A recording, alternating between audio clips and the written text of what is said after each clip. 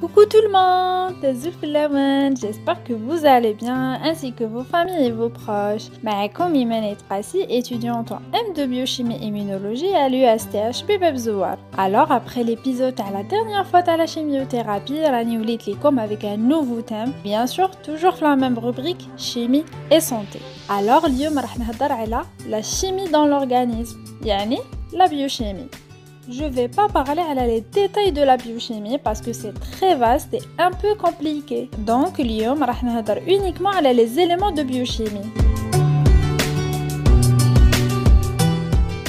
Peut-être par un petit rappel, le corps humain. Le corps est constitué de plusieurs organes et eux-mêmes constitués de cellules, elles-mêmes constituées de molécules et elles-mêmes constituées d'atomes. Donc, les éléments de biochimie, ce sont des substances qui forment la structure du corps humain et qui permettent son fonctionnement. Ils se divisent en deux catégories, les composés inorganiques et les composés organiques. Les composés inorganiques.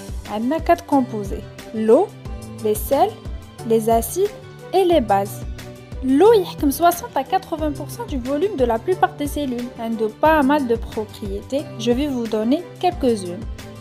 La première, c'est qu'elle a une grande capacité thermique, c'est-à-dire elle peut libérer et absorber beaucoup de chaleur. Elle a une grande vaporisation, c'est-à-dire elle va demander beaucoup d'énergie thermique pour rompre les liaisons chimiques qui relient l'oxygène et l'hydrogène dans l'eau. L'eau aussi est un excellent solvant car elle permet de dissoudre des nutriments et de permettre ainsi leur transport par le sang. La quatrième propriété, c'est la réactivité, car l'eau permet la transformation des aliments, yani l'addition d'une molécule d'eau, H2O, avec des aliments. Et c'est ce qu'on appelle l'hydrolyse. Et enfin, l'amortissement, c'est-à-dire une quantité d'eau protège les organes des chocs et des traumatismes. Le deuxième composé inorganique, les sels. Ensuite, on a les acides. Les acides, ce sont des substances donneuses de protons. Le quatrième composé inorganique, les bases, des substances receveuses de protons. Donc, les composés inorganiques, l'eau, les sels, les acides et les bases. L'ensemble de ces composés inorganiques forment les électrolytes. Donc, les composés organiques qui possèdent tous des atomes de carbone. عندنا les glucides, les lipides, les protéines et les acides nucléiques. Les glucides, les sucres, ils sont solubles dans l'eau. Ils représentent 1 à 2% de la masse cellulaire, composés de carbone, d'hydrogène et d'oxygène. Lorsqu'ils sont sous forme de sucre simple, on les appelle monosaccharides, qui m'a le glucose. Mais on les trouve parfois liés 2 à 2.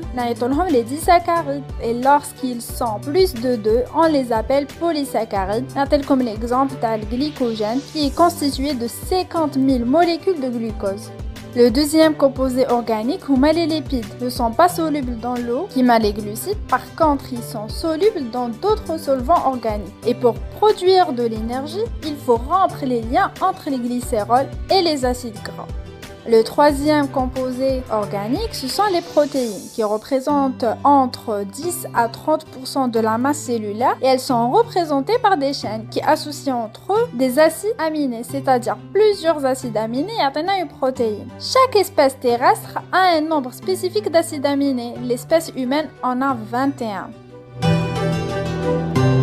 Le dernier composé organique, les acides nucléiques. Nous avons 2 acides nucléiques dans notre organisme, le désoxyribonucléique ADN et le ribonucléique l'ARN. Donc, comme encore une fois, les composés organiques, les glucides, les lipides, les protéines et les acides nucléiques.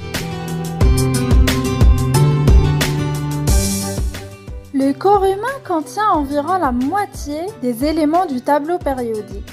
Oui, le tableau périodique des éléments. C'est lui qui fait souffrir tant d'élèves dans les cours de chimie. Répertorié de 118 éléments, certains de ces éléments sont présents en grande quantité, le corps, tandis que d'autres non. Néanmoins, utiles ou indispensables au bon fonctionnement de notre métabolisme. Je vais vous citer quelques-uns. On a l'oxygène, le carbone, l'hydrogène et l'azote sont présents à 96,2% de l'organisme bien. Par contre, le calcium, le phosphore, le soufre, potassium, sodium, le chlore, magnésium, le fer, هادوما sont uniquement présents à 3,9% de l'organisme humain.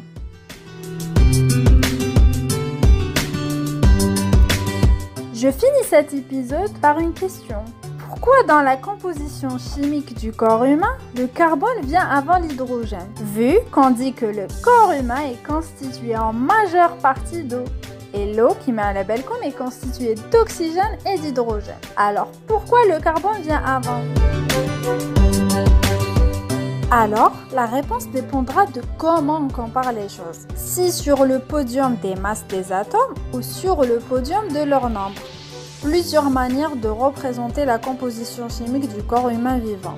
Donc, si on compare le nombre d'atomes de chaque élément présent dans chaque molécule, elle est classée par ordre décroissant. Hénaya, le gagnant, c'est l'élément le plus léger, c'est l'hydrogène, qui représente plus de 60% de tous les atomes présents. Ensuite, il y a l'oxygène qui représente près de 25% de tous les atomes.